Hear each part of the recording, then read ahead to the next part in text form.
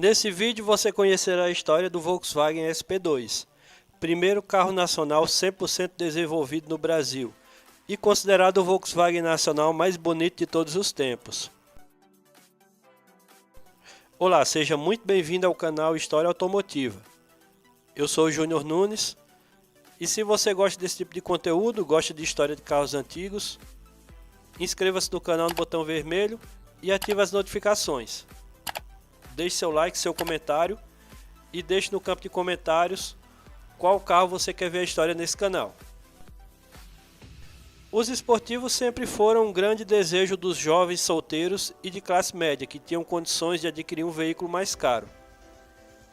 Em 1961, a Willys apresentou o primeiro carro esportivo nacional, o Interlagos. No ano seguinte, o primeiro Karmann-Ghia nacional sai da linha de produção, com o chassi mecânica 1200 do Fusca. Em 1964, a Brasínca lança o primeiro esportivo fora de série, o 4200 GT.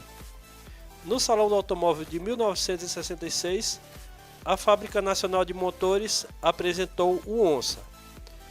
Em 1967, chega o Puma GT, com chassi mecânica DKW, também conhecido como Puma DKW.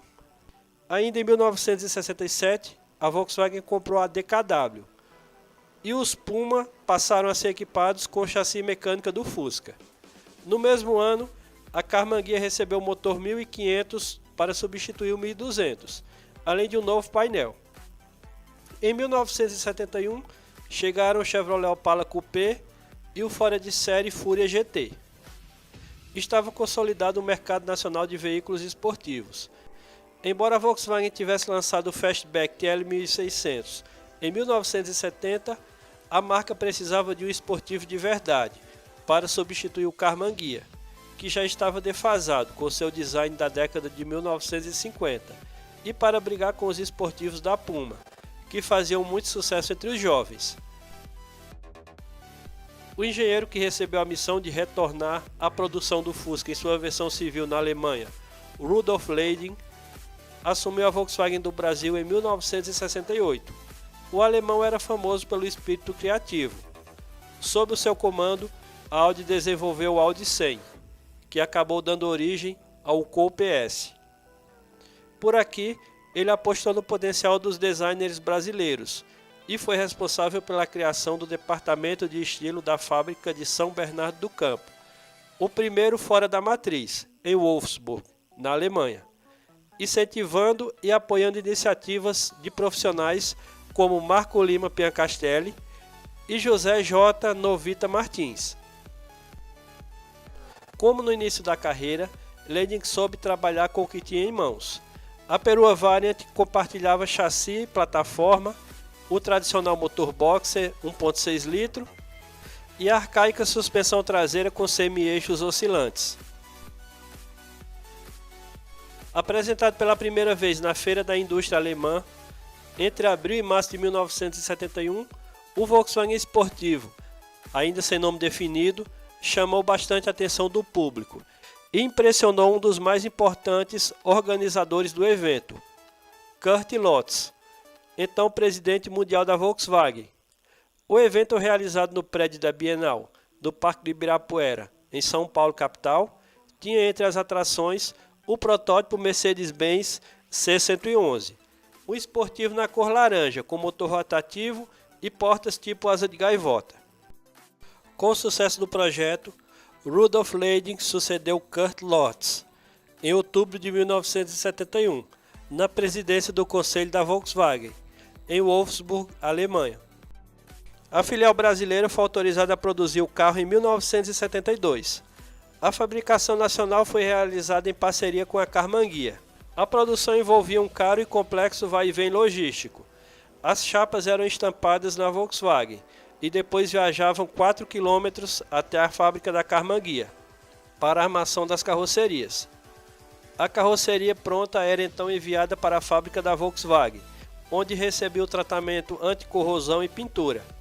Depois disso, a carroceria voltava para a Karmann-Ghia, que ficava a cargo da montagem de todos os componentes. Depois de prontos, os SP1 e SP2 retornavam à Volkswagen, onde era feito o controle final de qualidade antes dos carros serem distribuídos para as concessionárias da marca ou exportados. Os Volkswagen esportivos só foram lançados oficialmente na segunda metade de 1972, e o evento contou com a presença do presidente mundial da Volkswagen da época, Rudolf Leidig, que tempos depois levou uma unidade do SP2 para o seu uso pessoal, na Alemanha. Com os nomes de SP1 e SP2, vinham com motores 1600 e 1700, respectivamente. A sigla SP seria uma homenagem a São Paulo, estado onde o esportivo foi projetado, mas não é uma certeza.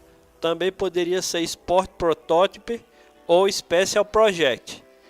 Os críticos do carro o chamavam de sem potência, por conta do fraco desempenho de um veículo esportivo. Na última semana de julho de 1972, havia aglomeração nas revendedoras para conhecer a novidade. Um deles precisou recorrer à polícia, pois já passava das 22 horas e as pessoas não saíam de perto do carro. Com o preço do SP2, dava para comprar 2 Fusca 1300. Mesmo assim, ele era um pouco mais barato que o Puma GTI, principal esportivo da época. O SP1 tinha preço sugerido de 27.700 cruzeiros e o SP2 tinha preço de 29.700 cruzeiros. O Fusca 1300 de entrada custava 14.989 cruzeiros e o Puma GTI custava 31.500 cruzeiros, em junho de 1972.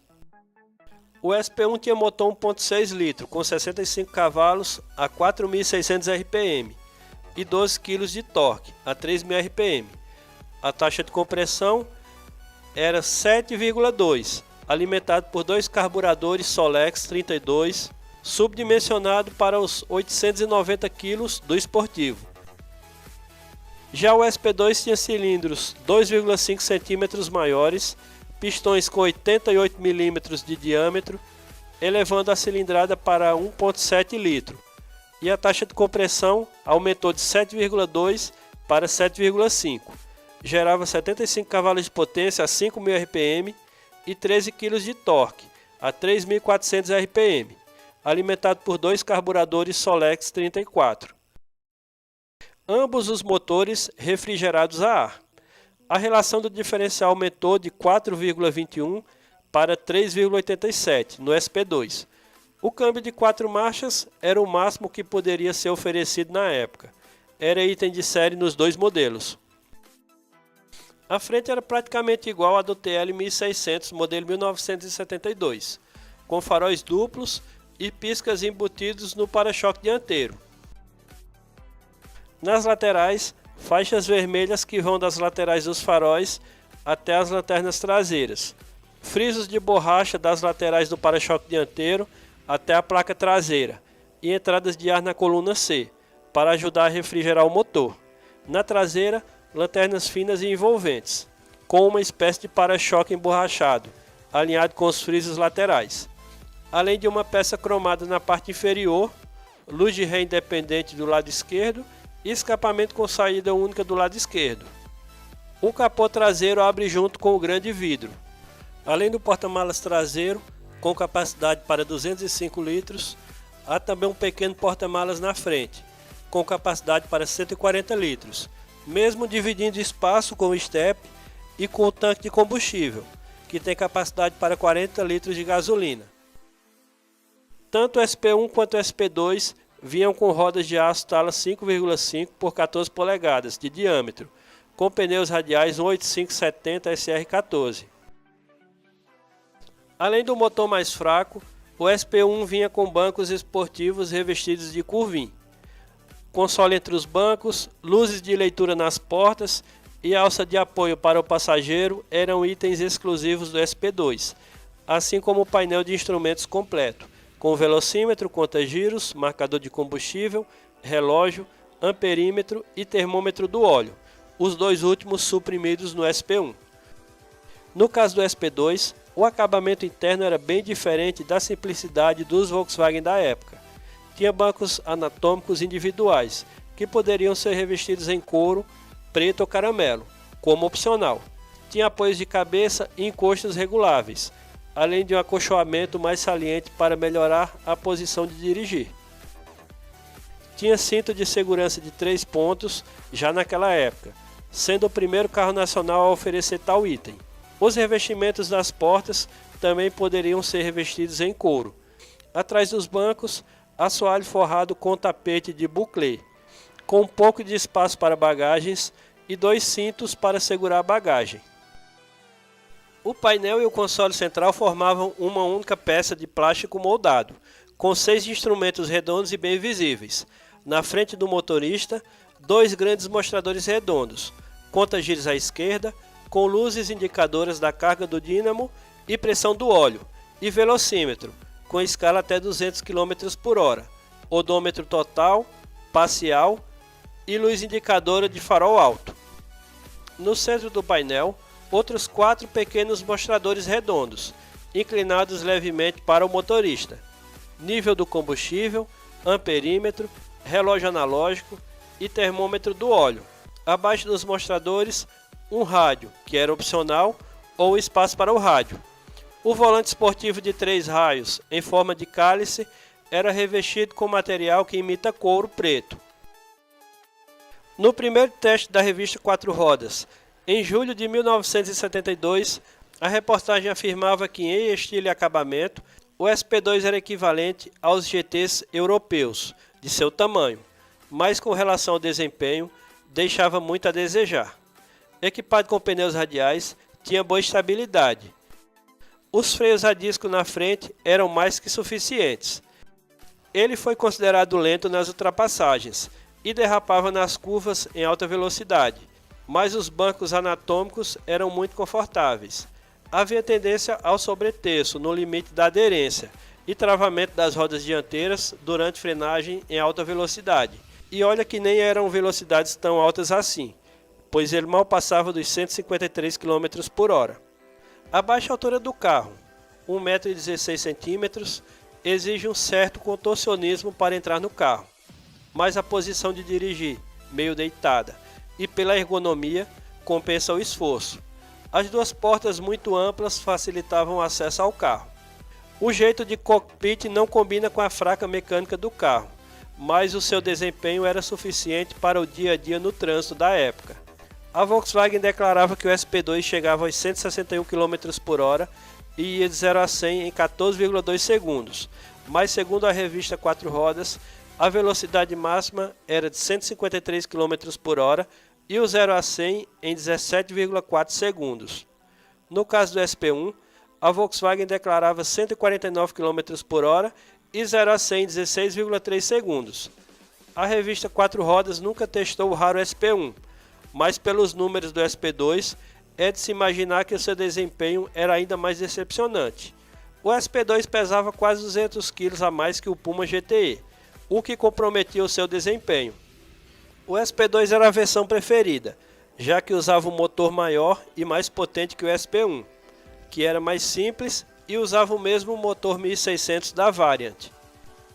Dada a pequena diferença de preço entre SP1 e SP2, a disparidade entre elas não surpreendeu. Saíram da fábrica apenas 88 SP1, entre 1972 e 1973, ante 10.025 unidades do SP2, fabricadas entre 1972 e 1975. Por ser muito raro, o SP1 é um dos veículos de coleção mais valorizados do Brasil. Há cerca de 4 unidades do SP1 em estado original. O amarelo de um colecionador de São Paulo, um prata no acervo da Volkswagen em São Bernardo do Campo e outras 2 unidades em acervos pelo Brasil. Para tentar dar um ânimo no SP2, a Volkswagen cogitou adaptar o então moderno motor refrigerado a água do Passat TS. Porém, a ideia foi descartada. Em 1975, o projetista Márcio Piancastelli e seus assistentes José Vicente Martins e George Yamashita Oba começaram a trabalhar no projeto de 2 novos veículos, um esportivo para substituir o SP2 e um compacto.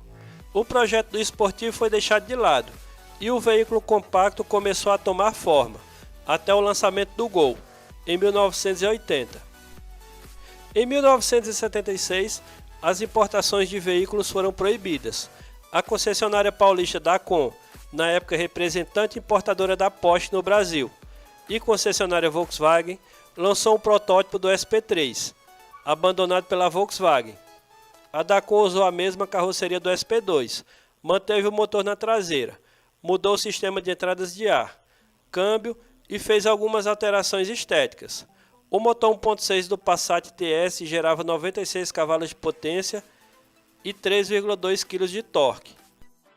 No SP3, a cilindrada aumentou de 1.588 cm3 para 1.752 cm3.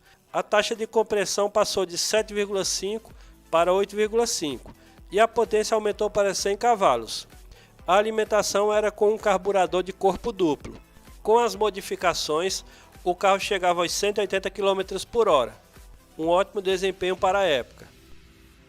Em dezembro de 1975, depois de 10.025 unidades fabricadas do SP2 e 88 unidades fabricadas do SP1, o SP saiu de linha, se tornando um dos modelos mais desejados por colecionadores do mundo inteiro, já que algumas centenas foram exportados.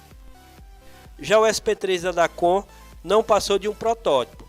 Entretanto, quem já fosse proprietário do SP2 poderia fazer a transformação, desde que estivesse disposto a gastar 100 mil cruzeiros. Para se ter uma ideia, um Puma GTE custava 83 mil cruzeiros e um Chevrolet Opala Commodoro, versão top de linha da época, custava 94 mil cruzeiros, preços em agosto de 1976, o que inviabilizou também a transformação. Por ter motor traseiro refrigerado a ar e tração traseira, o SP2 foi descontinuado. A marca estava em uma nova fase de carros com motor e tração na frente, pois havia lançado o Passat em 1974, apenas um ano depois do lançamento na Europa. Já que o SP3 era inviável, os projetistas começaram a trabalhar em um novo projeto de esportivo, o que também não foi adiante. Rudolf Leidig, presidente da Volkswagen do Brasil, entre 1968 e 1971, deixou a operação brasileira para comandar a matriz, na Alemanha, em 1971, e já nos primeiros dias começou a trabalhar no projeto do Golf, substituto do Fusca na Europa. Leidig havia pedido para os designers da marca no Brasil desenvolverem um novo esportivo baseado no Passat, como o Scirocco na Alemanha, com motor refrigerado a água, mas a crise do petróleo inviabilizou o projeto e acelerou a necessidade da criação de um carro barato e econômico no Brasil, e a equipe focou no projeto do Gol, lançado em 1980. E você, já teve ou conheceu alguém que teve um SP2? Deixe um comentário. Se você gostou do vídeo, deixe seu like, inscreva-se no canal se você não for inscrito e ative as notificações. Deixe no campo de comentários também qual veículo você quer ver a história aqui no canal. E eu vou ficando por aqui. Grande abraço a todos, até o próximo vídeo.